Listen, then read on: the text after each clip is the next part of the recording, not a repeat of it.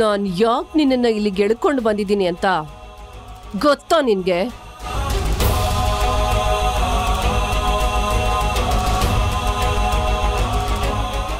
ಕಾಡ್ಗೆ ಒಬ್ಬನೇ ರಾಜ, ಕತೆಗೆ ಒಬ್ಬಳೇ ವಿಲನ್. ಅದೇ ಚಂದ. ಯಾವನೋ ನೆನ್ನೆ ಮೊನ್ನೆ ಬಂದವನು ನನ್ನ ಕತೆಯಲ್ಲಿ ಅವನಿಗಿಷ್ಟ ಬಂದಂಗೆ ಟ್ವಿಸ್ಟ್ ಕೊಡ್ತಾ ಇದ್ರೆ ನಾನು ನೋಡ್ಕೊಂಡು ಸುಮ್ಮನಿರ್ಲ?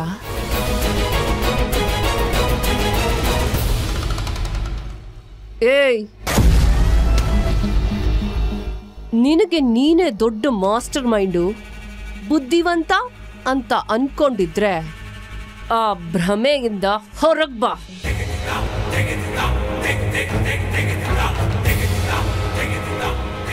ನಿನಗೂ ಮೀರಿದ ಕೈ ಇದೆ. ತುಂಬಾ ವರ್ಷಗಳಿಂದ ಎಲ್ಲವನ್ನ ತನ್ನ ಮುಷ್ಟಿಲಿ ಹಿಡಿದಿಟ್ಕೊಂಡಿದೆ.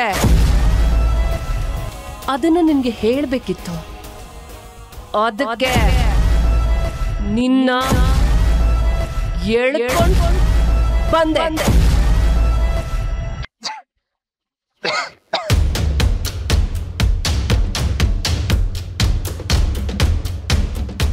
ಚಂದ್ರಶೇಖರ್ ನನ್ನ ಭೇಟೆ.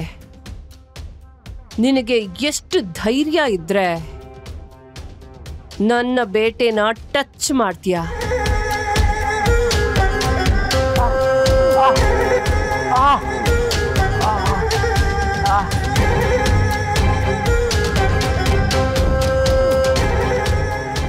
ಅವನು ಅತ್ರು ನನ್ನಿಂದಲೇ, ಸತ್ರು ನನ್ನಿಂದಲೇ.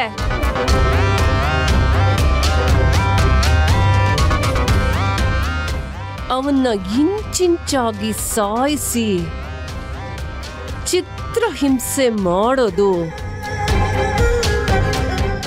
ನನ್ನ ಜನ್ಮಸಿದ್ಧ ಹಕ್ಕು.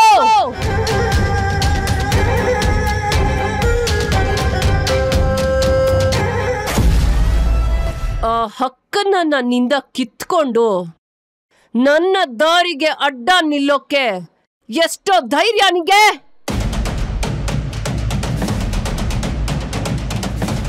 ಯಾರು ನೀನು? ನಿನಗೂ ಇದಕ್ಕೂ ಏನ್ ಸಂಬಂಧ?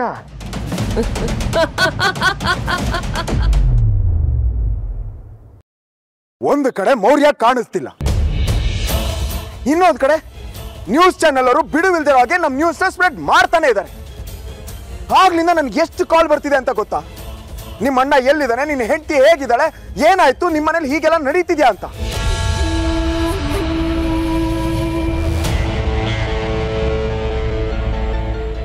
ಯಾರಿಗೆ ಏನಂತ ಹೇಳಿ, ಏನಂತ ಉತ್ತರ ಕೊಡ್ಲಿ? ಎಲ್ಲ ಆಗಿದ್ದು ಈ ಮನುಷ್ಯನಿಂದ. ಈ ವಿಷಯ ಮೀಡಿಯಾವರೆಗೂ ಯಾಕೆ ಹೋಗ್ಬೇಕಿತ್ತು? ಏನ್ರಿ ಆಗಿದೆ ನಿಮ್ಗೆ? ಇದನ್ನ ಲೈವ್ ನ್ಯೂಸ್ ತಗೊಳ್ಳಿ ಅಂತ ಯಾರ್ರೀ ಹೇಳಿದ್ ನಿಮ್ಗೆ? ಪರ್ಮಿಷನ್ ಯಾರ್ರೀ ಕೊಟ್ಟಿದ್ದು? ಇದರಿಂದ ನಮ್ಮ ಮನೆ ಮಾನ ಮರ್ಯಾದೆ ಏನಾಗುತ್ತೆ ಅಂತ ಒಂದ್ಸಲನಾದ್ರೂ ಯೋಚನೆ ಮಾಡಿದ್ರ? ನನ್ನ ಮಗಳನ್ನ ಕಾಪಾಡಿಕೊಳ್ಳೋದಕ್ಕೆ ನನಗೆ ಬೇರೆ ದಾರಿ ಇರಲಿಲ್ಲ ಭೂಪತಿ. ನಿಮ್ಮ ಅಣ್ಣ ಅವಳನ್ನ ಕಿಡ್ನಾಪ್ ಮಾಡ್ಕೊಂಡು ಹೋದ್ರೆ ನನಗೆ ಗಾಬರಿ ಆಗಲ್ವಾ? ಮಗಳನ್ನ ಉಳಿಸ್ಕೊಳ್ಳೋದಕ್ಕೆ ಒಬ್ಬ ಅಪ್ಪ ಏನ್ ಮಾಡ್ಬೇಕೋ ನಾನು ಅದನ್ನೇ ಮಾಡಿದ್ದು. ಇದನ್ನೇ ಬೇಡ ಅನ್ನೋದು. ನಿಮಗೆ ನಿಮ್ಮ ಮಗಳ ಮುಂದೆ ಇಡೀ ಜಗತ್ತೇ ಕಾಣಿಸಲ್ಲ. ನಿಮ್ಮ ಮಗಳಿಗೋಸ್ಕರ ಏನ್ ಬೇಕಾದ್ರೂ ಮಾಡ್ತೀರಾ.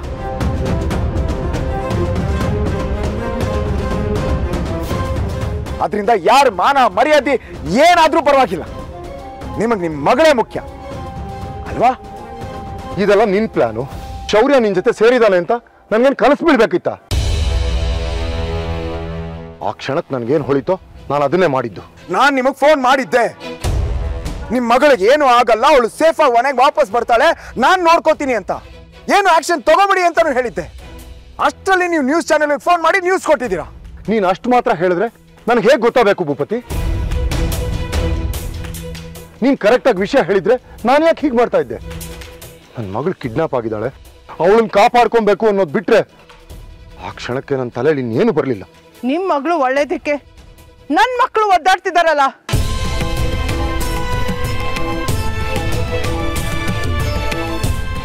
ಆದ್ರೆ ಕೆಟ್ಟ ಹೆಸರು ಅಪವಾದ ನಮ್ಗೇನೆ. ಶಕುಂತಲಾ ದೇವಿ ಮಗ ನನ್ ಮಗಳನ್ನ ಕಿಡ್ನಾಪ್ ಮಾಡಿದಾನೆ ಅಂತ ಎಲ್ಲ ಚಾನೆಲ್ ಸ್ಟೇಟ್ಮೆಂಟ್ ಕೊಟ್ಟಿದ್ದೀರಲ್ಲ, ಅದನ್ನ ಬದಲಾಯಿಸಕ್ಕಾಗತ್ತಾ? ಹೇಳ್ರಿ, ಅಮ್ಮನ ಮಾತಿಗೆ ಉತ್ತರ ಕೊಡಿ. ನಮ್ಮ ಮಾನ ಮರ್ಯಾದೆಲ್ಲ ಹೋಯ್ತಲ್ಲ, ಅದನ್ನ ವಾಪಸ್ ಕೊಡಕ್ಕಾಗತ್ತಾ? ನಾನು ಯಾರು ಅಂತ ಗೊತ್ತಾಗಿ ಏನ್ ಮಾಡ್ತೀಯ? ಎಲ್ಲಾರ್ಗೂ ಗೊತ್ತಾಗೋ ಟೈಮಲ್ಲಿ ಗೊತ್ತಾಗುತ್ತೆ, ಯೋಚನೆ ಮಾಡಬೇಡ. ಆದ್ರೂ ನನಗೆ ನಿನ್ನ ಬುದ್ಧಿವಂತಿಕೆ ತುಂಬಾ ಇಷ್ಟ ಆಯ್ತು. ಯಾರಿಗೂ ಗೊತ್ತಿಲ್ದೆ, ಅದ್ರಲ್ಲೂ ನನಗೂ ಗೊತ್ತಿಲ್ದೆ ಇಷ್ಟೆಲ್ಲ ಮಾಡಿದ್ಯಾ ಅಂದ್ರೆ ಸಾಮಾನ್ಯ ಅಲ್ಲ. ಭೇಷ್, ಮೆಚ್ಚಲೇಬೇಕು. ಆದ್ರೆ ಒಂದನ್ ತಿಳ್ಕೊ, ನೀನು ನನ್ನ ಮುಂದೆ ಏನೇನೂ ಅಲ್ಲ, ನನಗೆ ಸರಿಸಾಟಿನೂ ಅಲ್ಲ. 4 ಸಲ ಅಟ್ಯಾಕ್ ಮಾಡಿ 5ನೇ ಸಲ ಜೈಲಿಗೆ ಹೋಗೋ ಸ್ಥಿತಿ ತಲುಪಿದ್ಯಾ. ಆದ್ರೆ ನಾನು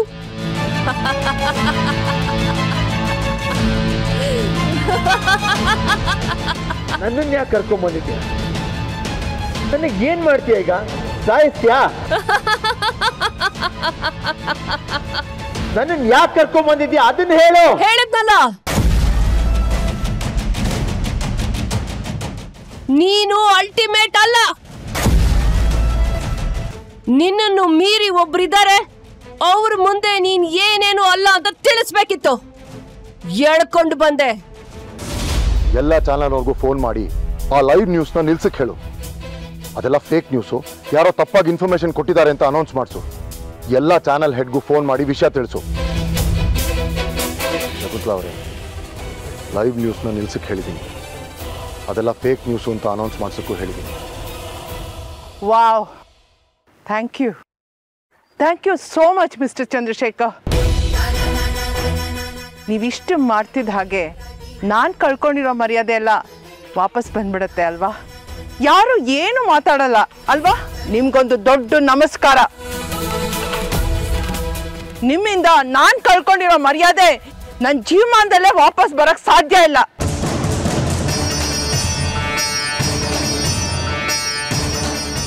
ಅದ್ಯಾವ ಗಳಿಗೆಯಲ್ಲಿ ನನ್ನ ಮಗನ್ನ ನಿಮ್ಮ ಮಗಳಿಗೆ ಗಂಟು ಹಾಕಿದ್ರೋ ಆವತ್ತಿಂದ ನನ್ನ ಬದುಕಲ್ಲಿ ಆತಂಕ, ಅವಮಾನ, ಅಸಹ್ಯ ಬಿಟ್ರೆ ಇನ್ಯಾವುದೂ ಇಲ್ಲ. ನನ್ನ ಮಗ ಮೌರ್ಯ ಹೀಗಾಗಕ್ಕೆ ನೀವೇ ಕಾರಣ.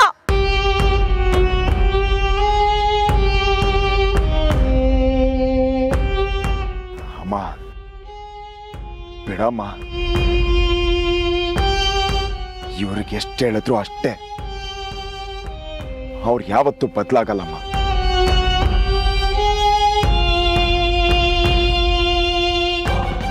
ಬೇರೆಯವ್ರ ಮರ್ಯಾದೆ ನೋವು ಅವ್ರಿಗೆಲ್ಲ ಅರ್ಥ ಆಗ್ಬೇಕು. ಅವ್ರ ಕಣ್ಣಿಗೆ ಅವ್ರ ಮಗಳು ಮಾತ್ರ ಕಾಣಿಸೋದು.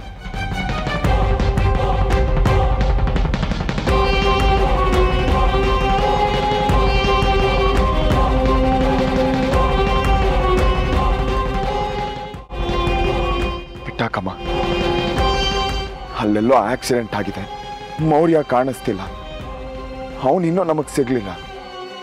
ಅವನು ಎಲ್ಲಿದ್ದಾನೋ ಏನೋ ಗೊತ್ತಾಗ್ತಾ ಇಲ್ಲ. ಈ ಟೆನ್ಷನ್ ಯಾಕೋ ನಿಲ್ಲೋ ಥರ ಕಾಣಿಸ್ತಿಲ್ಲ.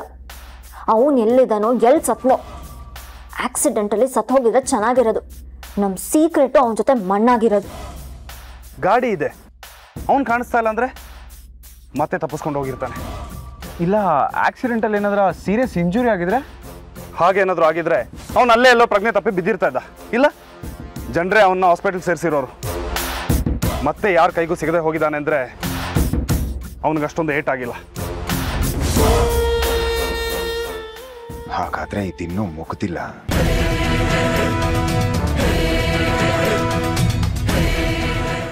ಅವನಿಗೇನೂ ಆಗಿಲ್ಲ ಅಂದ್ರೆ ಮತ್ತೆ ಅವನ ನಕ್ಷತ್ರದ ಮೇಲೆ ಅಟ್ಯಾಕ್ ಮಾಡೋದಕ್ಕೆ ಬಂದೇ ಬರ್ತಾನೆ. ಹಾಗಾಗೋದಕ್ಕೂ ಮೊದಲು ಅವನ್ನ ಹಿಡಿದು ಪೊಲೀಸ್ ಕಸ್ಟಡಿಗೆ ಒಪ್ಪಿಸ್ಬೇಕು.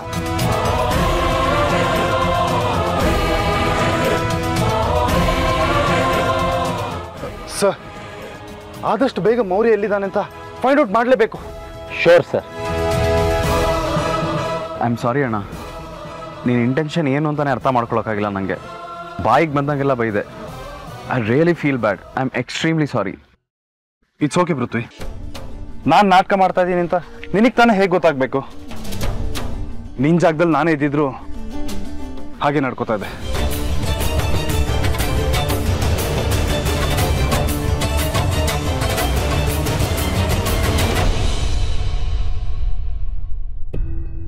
ನಕ್ಷತ್ರ, ಐ ಆಮ್ ಸಾರಿ. ನಾನು ನಿನ್ನ ಜೊತೆ ತುಂಬ ರೂಢಾಗಿ ನಡ್ಕೊಂಡೆ. ಇಲ್ಲ ಬಾವಾ, ನೀವೇನು ಕ್ಷಮೆ ಕೇಳಬೇಡಿ. ನೀವು ನನ್ನ ಒಳ್ಳೇದಕ್ಕೆ ಅಲ್ವಾ ಮಾಡಿದ್ದು. ನನ್ನ ಮೇಲೆ ಇಷ್ಟು ಕಾಳಜಿ ಇರೋದಕ್ಕೆ ನಾನೇ ನಿಮಗೆ ಥ್ಯಾಂಕ್ಸ್ ಹೇಳಬೇಕು. ವಾಟ್? ಕಾಳಜಿನ? ಅಷ್ಟು ದೊಡ್ಡ ಅರ್ಥ ಅಲ್ಲ, ಕಲ್ಪಿಸ್ಕೋಬೇಡ. ಇದರಲ್ಲಿ ಕಾಳಜಿ ಗಿಳಜಿ ಏನಿಲ್ಲ.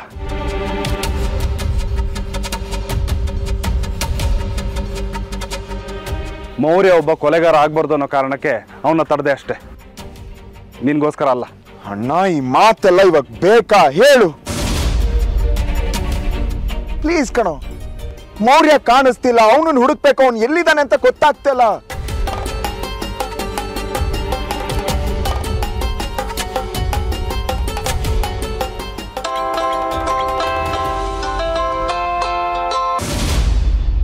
ಹಲೋ ಹಲೋ ಚಂದ್ರಶೇಖರ್, ನಾನು ಯಾರು ಅನ್ನೋದು ಮುಖ್ಯ ಅಲ್ಲ. ಅಲ್ಲಿ ನಿಂತ್ಕೊಂಡು ಏನು ಮಾಡ್ತಾ ಇದೆಯಾ? ಓಹ್, ಮೌರ್ಯನ ಹುಡುಕ್ತಾ ಇದೆಯಾ? ನೀನು ಅಲ್ಲಿ ಎಷ್ಟೇ ಹುಡುಕಿದ್ರು ಮೌರ್ಯ ನಿನಗೆ ಸಿಗಲ್ಲ.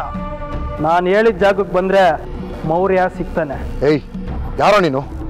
ಮೌರ್ಯನ? ಯಾರೋ ಮಾತಾಡ್ತಿರೋದು ನೀನು? ಮೌರ್ಯ ಏನಾಗಿದೆ? ಏನಾಗಿದೆ ಅಂತ ಇಲ್ಲಿ ಬಂದ ಮೇಲೆ ಗೊತ್ತಾಗುತ್ತೆ. ಸ್ಟ್ರೈಟಾಗಿ 3 ಕಿಲೋಮೀಟ್ರ್ ಬಾ, ಮಿಕ್ಕಿದ್ದು ನಿನಗೆ ಗೊತ್ತಾಗುತ್ತೆ. ಯಾರೋ ನೀನು?